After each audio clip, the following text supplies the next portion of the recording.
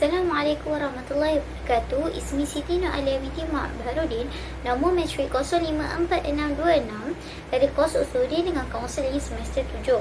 Hari ini saya akan membentangkan tajuk hikam yang ke-10, iaitu Al-Ikhlasu Ruhi Al-Amal, yang bermaksud ikhlas roh dalam sesuatu amal.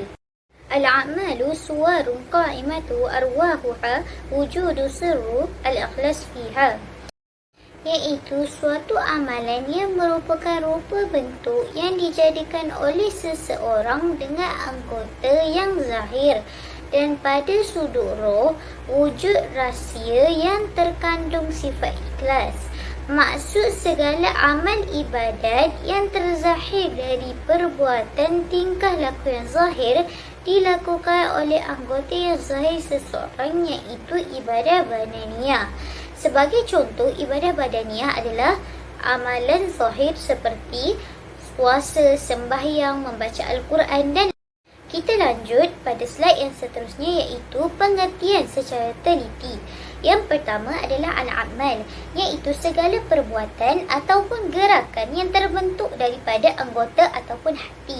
As-sur bermaksud jamak daripada perkataan surah, yang bermaksud perkara yang tergambar daripada fikiran, terdiri daripada pelbagai rupa bentuk ataupun tata cara sesuatu perkara. Yang ketiga adalah ar-ruh, iaitu sesuatu perkara seni yang diciptakan oleh Allah SWT bagi setiap makhluk. Roh di sini bermaksud roh yang merupakan punca bagi sesuatu amalan itu sempurna.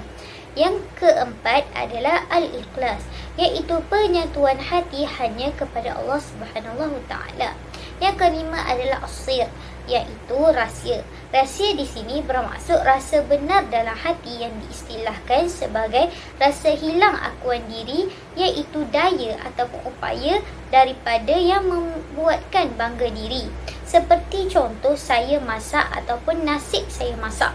Dari sir tersebut akan timbulnya rasa riak, yang mana rasa riak tersebut akan merosakkan kesahihan amal, dan akan wujud juga rasa ujub yang merosakkan kesempurnaan amal. Secara hakikat sir adalah cahaya khusus yang diberikan oleh Allah kepada seorang hamba yang dia cintai, sebagaimana yang diungkapkan dalam hadis di bawah. Dalam sebuah hadis qudsi, Rasulullah SAW bersabda, "Aku pernah bertanya kepada Jibril tentang ikhlas. Lalu Jibril berkata, aku telah menanyakan hal itu kepada Allah. Lalu Allah berfirman, ikhlas adalah salah satu dari rahsiaku yang aku berikan ke dalam hati orang-orang yang ku cintai dari kalangan hamba-hambaku." Hadis qudsi. Tidak ada amal-amal yang agung dapat tegak kecuali Allah telah menanamkan rasa roh yang berupaya. Tidak ada amal-amal yang agung dapat tegak kecuali Allah telah menanamkan roh berupa cahaya ikhlas yang dapat menghidupkan amal tersebut. Sebagaimana akhlak-akhlak yang tinggi yang ditampilkan oleh para nabi, rasul serta hamba-hambanya yang dicintai, ini adalah kerana roh-roh yang dihidupkannya, dan itu berupa sir, iaitu cahaya ikhlas yang menyala di dalam hati mereka. Terdapat juga dua dalil ikhlas. Yang pertama adalah wama umiru illa liya'budullaha mukhlisin, yang bermaksud dan tidak aku perintahkan kamu melainkan beribadah kepada Allah Subhanahu Taala dalam keadaan yang ikhlas, iaitu daripada surah Al-Bayyinah ayat 5. Yang kedua adalah inna akhafa ma akhafu alaikum sirku asgharu riya, iaitu sesungguhnya yang paling aku takutkan atas kalian adalah syirik kecil, iaitu riya. Hadis riwayat Ahmad. Terdapat juga pandangan Syekh yang lain, iaitu menurut kata Syekh Ajibah, segala perbuatan yang hanya sekadar bayangan dan jasad-jasad yang bergerak sahaja. Perbuatan yang zahir, jika tidak digabungkan dengan hati, ia ibaratkan tiada nilai jika tiadanya ikhlas.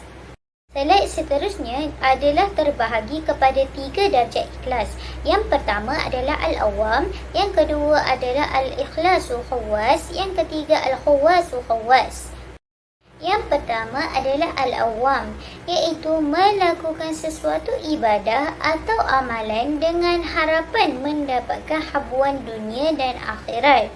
Darjat awam ini adalah darjat orang ramai yang mempunyai sifat ikhlas dalam hati. Al-Khawasu Khawas, iaitu darjat yang kedua, merupakan darjat golongan yang khusus. Golongan yang khusus ini melakukan sesuatu ibadah ataupun amalan hanya menginginkan habuan akhirat. Maksudnya, jika tidak mendapat habuan dunia pun tidak mengapa bagi mereka.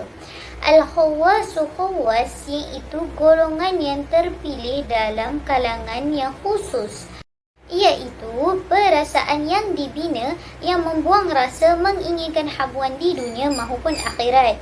Golongan yang singkirkan segala rasa habuan secara keseluruhan ibadah yang dilakukan kehambaan kepada Allah Subhanahu Wa Taala yang lahir dari rasa cinta kepada Allah. Kesimpulannya, ibadah akan diterima oleh Allah Subhanahu Wa Taala jika disusuli dengan niat ikhlas dan bertepatan dengan sunnah yang dibawa oleh Rasulullah SAW. Dua syarat inilah yang menjadikan asas kepada sesuatu ibadah itu diterima oleh Allah Subhanahu Wa Taala. Ibadah mestilah bersih daripada unsur atau sebab yang selainnya dan perlu mengikut kehendak berdasarkan wahyu yang diturunkan. Keikhlasan itu datangnya dari hati yang bersih dan jujur demi mendapatkan ganjaran pahala di sisi Allah Subhanahu Taala. Manusia disyariatkan beribadah tanpa perlu memikirkan kenapa ibadah itu diperintahkan sedemikian. Ianya bertujuan agar ibadah yang dilakukan adalah benar-benar ikhlas kepada Allah Subhanahu Taala tanpa mengharapkan sesuatu pun. Sekian saja pembentangan saya pada hari ini. Terima kasih.